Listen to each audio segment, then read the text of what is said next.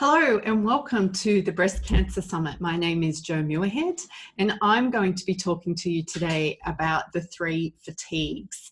I know that fatigue is a really big issue for a lot of people living with post-cancer fatigue or who are going through cancer treatment. I want to help you understand today why you're so tired, what's going on when you say that you're so tired, and give you some insights into some of the things you can be doing to make the most of the energy, that precious energy that you have. So let's start with who am I? Oops. My name's Jo Muirhead, like I explained. I'm a rehabilitation counsellor and I'm based in Sydney, New South Wales. I have a private practice made up of consultant allied health professionals, and we specialise in helping people return to work following injury, illness and disability, including those people who are recovering from or dealing with breast cancer. In 2014, I created a program specifically to help people with fatigue. At that time, I was noticing that fatigue was a really disabling condition for a lot of people, not just people living post-cancer, but for a lot of people. And I must admit, up until this time, I had been fairly judgmental about the disabling effects of fatigue and thought that it was depression by any other name, or thought that if people just ate better or exercised more, that their fatigue would resolve. Oh, how wrong I was. So that led me to research and to start working with people who live with chronic disabling fatigue to help better understand what it is like to live with chronic fatigue. And then in 2016, I was diagnosed with an autoimmune condition. So I've had the pleasure of experiencing what this fatigue condition is that a lot of people are living with on a day-to-day basis. What's interesting is since 2014, most of the people who have been served through our program have been post-cancer survivors. So we know that this program is beneficial, but I also know that fatigue is a really big issue for people living post-cancer. There is actually a workbook that accompanies this presentation. You can download it at the link that is here on the screen for you. It will ask you for an email address so that you can receive that workbook. That's just to make sure that I am not spamming you. And you'll also be asked if you want to receive more information from us as well. Usually blogs, ideas on how to live your best life while you're recovering from or living with a chronic health condition. So what I'm going to be discussing with you today, I'm going to talk into why we are so fatigued, why saying I'm tired isn't helpful for those who are listening to us, and how to do more with the precious energy you have. What we won't be discussing is the shoulds, the oughts, and what it is you're doing wrong. I think all of us have probably been blamed and shamed enough. It's time to let that go, and it's time to focus on the things that we can do to feel like we are taking back control of our life following this period of adversity. Here are some really unhelpful things that medical professionals often say about cancer fatigue. Just rest, let's take more bloods, do exercise, and lose weight. I'm not sure if they're any of the statements you've heard from medical professionals or allied health professionals, but what I have learned from talking to a lot of cancer survivors and health professionals is cancer fatigue is such an unknown beast.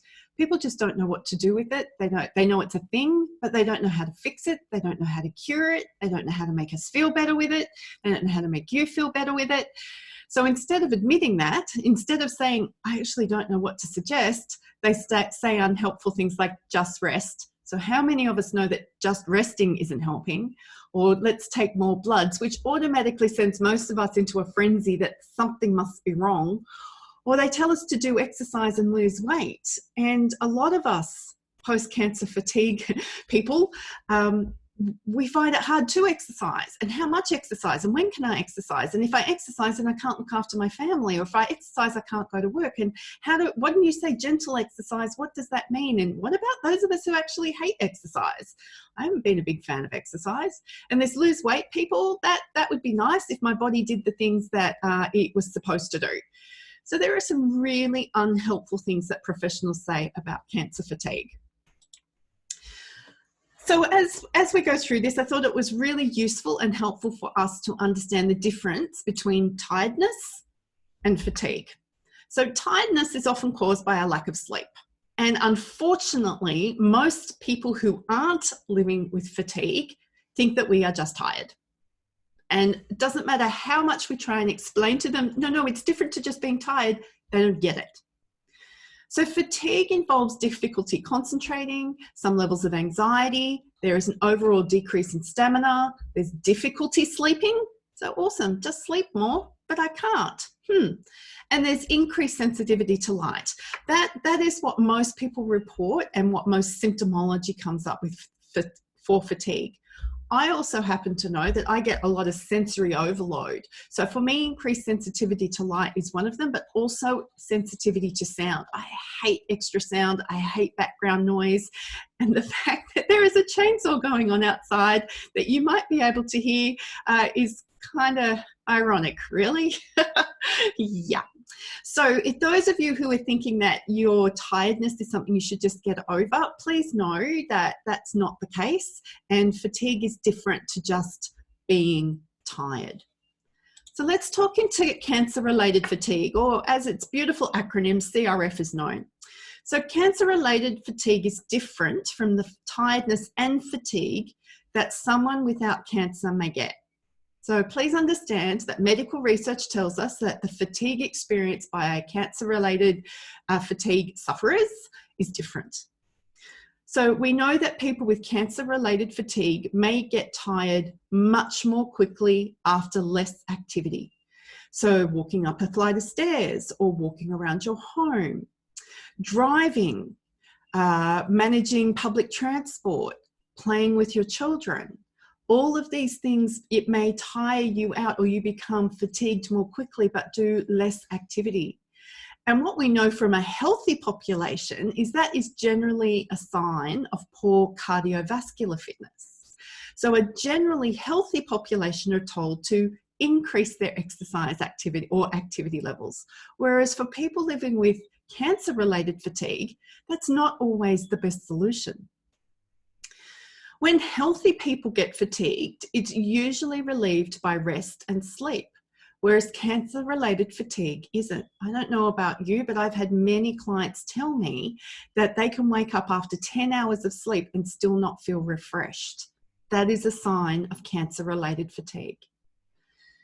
Now, fatigue usually gets better after treatment finishes, but it may continue for months and sometimes years. And for those of you who have been living post-cancer now for 5+ years, I can assure you I am working with cancer patients who are 5 years post-treatment and still experiencing signs of debilitating fatigue. It's not the same for everyone, but it's not unusual. So why don't we talk about what fatigue actually feels like? So this is how clients have described cancer-related fatigue to me. They use words like, it's overwhelming, I ache all over, I'm completely wiped out, I just can't think straight, I'm so slow, it's like pulling a ball and chain, it's like walking through cement, never-ending jet lag, even breathing is an effort. So I wonder if there are any words on this list or any phrases here that are actually familiar to you. I'd be curious for you to write down and for you to start to isolate what fatigue feels like for you. What words, what thoughts, what ideas, what does it feel like? Rather than just saying I'm tired or I'm fatigued, what does that feel like? And for those of you using the workbook, there's space for you in the workbook to either handwrite it down or type in the editable, able to be edited PDF document you've been provided with.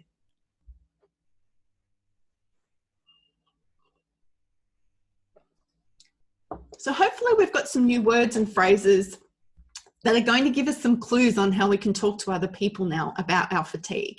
So it's much easier to say to somebody, I feel like I am walking through mud today, or I feel like the world is heavy on me today, rather than just saying I am tired. It gives people a bit of a sense of what fatigue feels like for you. Because remember, most of the people in our world can't relate. They have no clue, they haven't been through this before, they want it to stop, or they don't understand why you're fatigued one day and not fatigued the next. They're looking for a level of consistency. But it's all well and good to actually identify and come up with some words around what fatigue feels like for us now. But I'd like to ask you a different question. How would we prefer to feel? Now, this is not to say that we can just think our way into a different way of energy or having more energy or less energy. But what I have learned is that clients can often have this incredibly unrealistic view about what life was like prior to their experience of cancer, or they've forgotten completely what it feels like at all to feel well or energized or vital.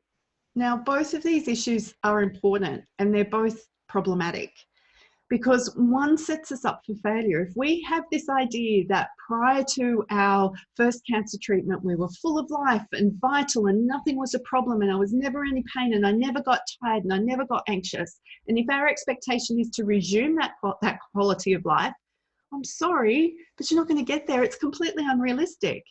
Nobody has a life free of pain, free of anxiety, free of fatigue. So again, we've got to re-identify what is a realistic way we want to feel. But those of us who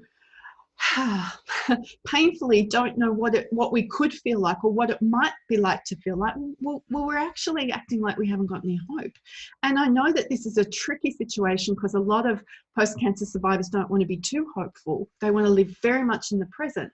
But if you are living with fatigue and you want to feel different about your fatigue, then we need to get a bit of a picture of what it is you would like to feel like. So some of our clients have expressed what they would like to feel like differently. They've used words like, I would like to feel energized. I would like to have energy to spare. So not get to the end of the day or end of the minute or end of midday and feel completely depleted. I would like to feel calm. I would like to feel like I can cope with just a little bit more. I would like to not worry about having enough energy. And then somebody said to me, which I thought was really poignant, I would like to feel like I'm alive, not just existing. So I ask you now, are there any words in this list, or have you got other words that you would like to feel? How would you prefer to be feeling? If you've got an overwhelming sense of fatigue, how would you prefer to feel? And again, for those of you using the workbook, there's space in the workbook for you either to write this down or type in your answers, to give you a bit of an idea of where we could be headed into the future and some of the mindset shifts that are going to happen by the end of this presentation today that will allow you to take back control of your energy levels.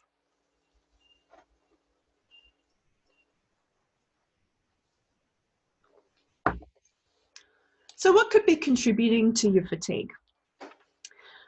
So again, I've gone back to the medical research and I've spoken to some oncologists because I wanted to get an understanding of what they understood fatigue was about and what they are helping people gain insight into when their patients are talking about fatigue. So this is a bit of a list that they are going through to tick off with cancer patients or post-cancer patients to help make sure that they have identified no medical issues and help know where to send people like you and I if we are living with post-cancer fatigue. So the things that we know contribute to fatigue, the actual cancer itself. Then there's the cancer treatment. And it's not just while you're going through treatment, it's the treatment in your body for years and years to come. There could be anemia, there could be pain, there could be emotions, lack of sleep, which we know is a byproduct of many cancer treatments, and poor nutrition, because we know we become nutritionally depleted when we're living post-cancer or living through cancer treatment, the impact of other medications, so medications to help you manage the side effects, a lack of exercise, because sorry, this is just my interpretation, who on earth feels like exercising when they feel so rotten? And then there are hormonal changes, specifically hormonal changes for women. And we know that a lot of cancer treatments can actually hurry up hormonal changes that lead us to feel, as I've heard expressed, just not myself. So all well and good, if we've identified that there's no cancer left, my cancer treatment is finished, I'm not anemic, pain's under control, still going to feel a bit emotional, but I probably may or may not need to see a psychologist. I'm sleeping okay. My nutrition is improving. I'm not taking a lot of medication now. Yeah, I get that there's a lack of exercise. There's possibly some hormonal changes, but it doesn't mean that there's anything medically acutely wrong with us. And there are things that we can be doing to help us manage the energy that we have. But what I want to help you understand is that if you have experienced cancer and if you have lived through cancer treatment, there are at least 10 things that we know of that could be contributing to your fatigue. And none of these things magically stop when cancer treatment finishes. We hope that the cancer stops, so maybe we can cross that one off the list. So let me give you some perspective, because it's not just that we've got this long list of things that healthy people don't have to contend with. I'm going to help you understand how healthy people are tending to use the energy that they currently have. This is going to surprise you. So this is now about setting the scene and giving us all some perspective. I want to compare elite athletes versus those of us who work a full-time job. Now, you can be a full-time mum and still have a full-time job. And some of us have a full-time job and are mums, and some of us have many part-time jobs. I just want to help you understand the difference between an elite athlete and those of us who go to work and live life. So here are some startling statistics. British athletes who were preparing for the 2012 Olympic Games would on average spend 6 hours a day, 6 days a week, so a total of 36 hours a week working. They were training. So that 36 hours a week equates to 154.8 hours a month. And then when we turn that into a year, that turns out to be 1,857.6 hours in a year. A survey that was done back in 2003, and yes, this data is old, but I can't actually find anything more recent, showed that almost a third of full-time employees work more than 48 hours a week, which equates to 9.6 hours a day, 5 days a week, or 8 hours a day, 6 days a week. So 48 hours a week equates to 206.4 hours a month. So let's give ourselves 4 weeks off for annual leave, public holidays, maybe some sick leave. So let's say it's 11 months in the year. So already we're working 2,270.4 hours in a 12-month period.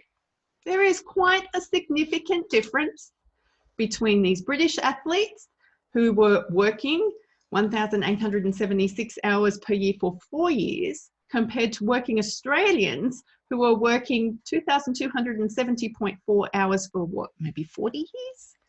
And this data is old. I doubt this data has changed for the athletes. I wonder if most of us are working more hours or have greater expectations of our time. Because one thing I know to be true is we are living in a day and age when we are being asked to do more with less energy, more with less time, more with less financial resources. So why does this data matter? Well, it matters because it's for healthy people. We are asking ourselves to do incredible things with our bodies, our brains, our emotions, our psychology, and our physiology. We forget, and I have noticed this with so many clients who've totally forgotten that we have put our bodies through cancer treatment. We just forget about it. We forget what the implications are.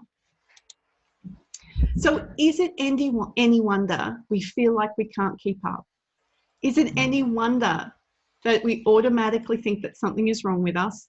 And is it any wonder that just doing more or thinking that we should be able to do more isn't working? Asking people living with cancer or cancer-related fatigue to do more with less isn't working. We need to stop it. So what if? What if there was a different way for you to think about your fatigue and your energy levels? What if there was a different way for you to be able to prioritize what's actually going on for you? And what if there was a different way for you to actually isolate the biggest fatigue triggers for you? That would be kind of helpful. So I want to introduce you now to the 3 fatigues. I personally experienced this now, and when I explain this to people, they go, oh my goodness, I had no idea. So we actually experience physical fatigue, cognitive fatigue, and yes, emotional fatigue. I want to talk into physical fatigue. So I want everybody to grab their non-dominant hand and I want you to squeeze it in and out, in and out, in and out, in and out. And I want to try and keep doing that for about 30 seconds. If you've got an injury to your hand, stop it. If you are already experiencing pain, stop. If you are experiencing unreasonable levels of fatigue, stop. All right, let's shake it out. So right now, my guess is that your hand feels tired. It's stimulated. There'll be blood rushing through the fingers. It might feel a little bit tingly. That's what happened to me. But there's a bit of a heaviness about it. And you're kind of going to be reluctant. This is why we'd use our non-dominant hand. You're going to be a bit reluctant to use this hand for a little while until it's had some rest. Physical fatigue, we are really familiar with. We know it. We know what it feels like, and it is usually what we mean when we say we are tired. Our body feels different when we are physically fatigued. Parts of our body feel different. But those of us living with post-cancer fatigue or cancer-related fatigue, it tends to be an all-over body experience, which doesn't make sense to a lot of other people.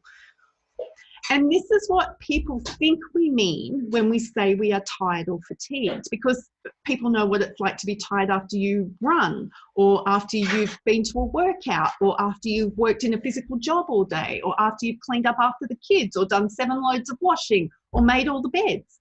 Like, we feel physically tired. Most people relate to that and understand that. And it is the word that we use to manage all of our discussion around being fatigued. And we've learned that what we do when we feel fatigued is we rest or sleep or do less physical activity, because who's going to keep using your body when it's tired? That makes sense. It's the primal part of our brain protecting us. It's a good thing. But what happens when there's cognitive fatigue? Now, I know this is a big thing for cancer-related fatigue. We call it brain fog or chemo fog, or all types of things going on in our brain where we just don't feel like our brain is able to keep up. But it also includes feeling overwhelmed. We are unable to complete typically simple tasks. There's an inability to concentrate.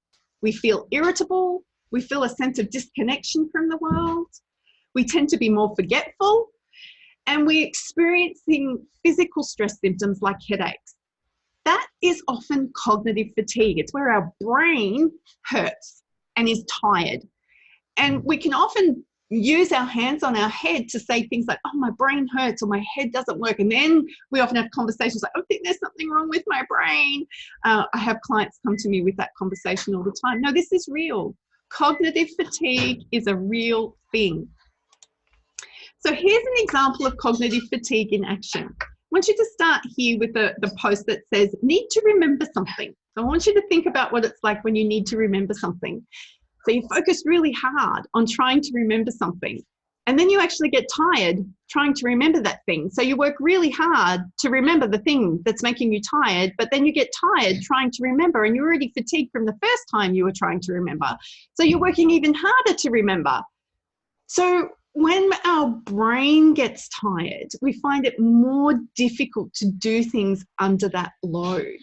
And then we work even harder to keep going, trying to remember or think or plan or execute, or remember or think or plan or execute. So is it any wonder that this cognitive fatigue thing is real? Because we're actually asking our brains to do a heck of a lot of work, and quite often it hasn't got the nutritional support or even the rest that it needs to be able to manage complex tasks. That's why I think some people explain to me that they feel like there's something wrong with their brain. And I can assure you that MRI doesn't usually show anything. Neuropsychological assessments don't usually show anything. It's just the effects of fatigue. So what about emotional fatigue? Well, the best way for me to explain emotional fatigue is it's something we often see in children, particularly toddlers. So it's not something that we have ever much talked about as adults. And when I have brought it up with allied health professionals or oncologists, they go, oh, I never thought of that before. But I see it a lot, and I experience it a lot. This is probably the biggest trigger for fatigue for me, is emotional fatigue. I'm a rehabilitation counsellor. That actually makes sense, doesn't it? I listen to people all day. I'm often talking to people all day. I'm trying to help them sort out uncomfortable situations all day. No wonder my emotional load is significant and I feel emotionally fatigued by that. So I've heard people explain it like I'm peopled out or having big or strong emotions. Think about it like a 2-year-old who we know is overtired. We know that they're emotional overreactions, or we can have some tantrums or be a bit tantrumy. Some of us go numb, or we numb ourselves with self-soothing behaviors like scrolling through Facebook or Pinterest, or just staring out into space, just trying to give ourselves a break from our emotions taking such a big hit and constantly being on. So emotional fatigue is really real. It is as real as physical fatigue, which is as real as cognitive fatigue. But if we can start to isolate which one of these things is being triggered, then there are actually better things or more useful and effective tools that we can then implement to help us manage the energy resources we have. When we can identify what type of fatigue is in play, we can focus on the right thing at the right time, which will then improve recovery time and our function. So we don't feel so helpless, and we can then talk to others about what is really going on, rather than just having everyone roll their eyes. Well, that's certainly been my experience, or how it feels when I say, I'm so tired, and people just look at me and roll their eyes going, oh, of course you are, you're always tired. I don't like having those conversations. So being able to express to people what fatigue is going on for me right now in the moment helps them to understand and allows me to feel more empowered. So I've got some work for you to do now. I want you to think about all the things that you have already done today to get to the point where you're watching this video and taking notes. Now, for those of you who are using the workbook where the blank columns are, you will be able to handwrite or type into the document what your effects are. So for those of you who have had a shower, was the effect physical, cognitive, or emotional? Did you feel it in your body, cognitively, or emotionally? Now, it could be more than one, it could be all of them. All I'm trying to do right now, there's no right or wrong, is raise your awareness. If you made breakfast, or walked the dog, or went to the gym, read emails, reviewed your social media, had an argument with someone. How many arguments do we have before we get into our day? Maybe you've reviewed homework or used transport of some kind. You've tried to do a meditation, or you successfully did a meditation, or some journaling.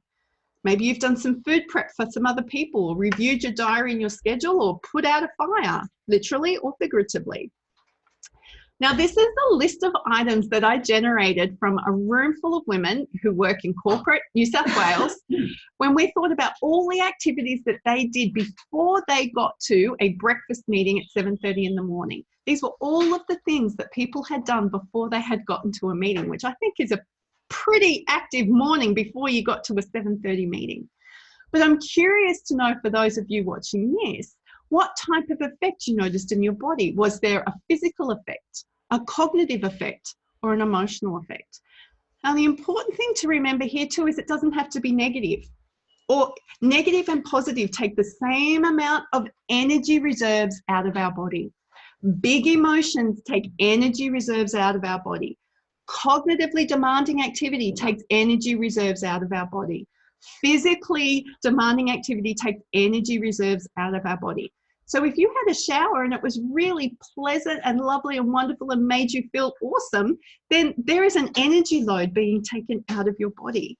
So I'm curious for you to know what it is that how your body, how your physical body or cognitive capabilities or your emotional load is being affected by like activities like this.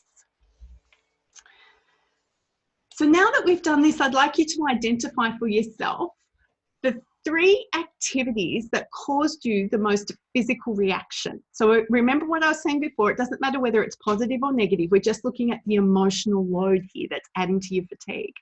So I'd like you to do that for physical, cognitive, and emotional, and just write down the 3 so that you can then gain a better understanding of what types of activities are triggering these types of fatigues for you. You will gain better insight, more insight into how you can express yourself, more insight into the types of activities that are actually triggering an overall fatigue response for you. So I'm just going to give you a couple of minutes to do that now. Well, probably a couple of moments.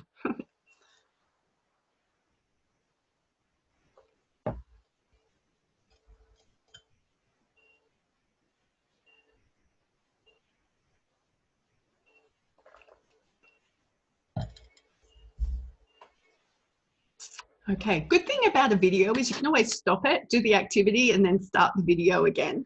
So let's move on. So what can we do when? This is a really, really useful slide. So you might want to print this out, stick this up on your fridge or on your mirror or something. When you are physically fatigued, you can rest the body part. You don't have to have global rest, so you don't need to lie down. Some of us need to lie down, but some of us don't.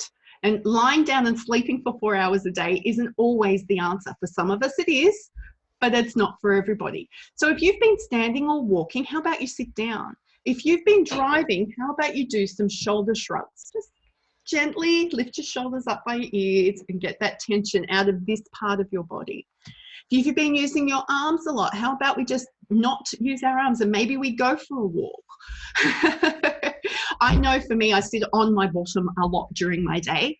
So whenever I'm on the phone to use the phone as the phone, which is becoming rarer, I have a pair of headphones and I walk around. It's one of the few ways that I've discovered that I can actively get more movement into my body without feeling like I have to go for a 30-minute run. And that has been massive for me in being able to get more activity into my day. So that's physical fatigue. What about cognitively fatigued? Well, when we are cognitively fatigued, if you've just come out of a meeting or you've been working on a task or you've had to concentrate for a period of time, do something physical. Walk, clean. I clean. Cleaning is the thing that I do because I just like a clean environment. Do something mindful. Engage your senses. So engaging your senses takes you out of being in your head and allows you to experience things. So that's touch or taste or being out in the sunshine. So go for a walk, even if it's for 10 minutes. Clean the kitchen. If you can't clean the whole kitchen, clean a drawer or even a shelf. Stand in the sunlight. Take your shoes off, walk in the grass or on lush carpet, get reconnected.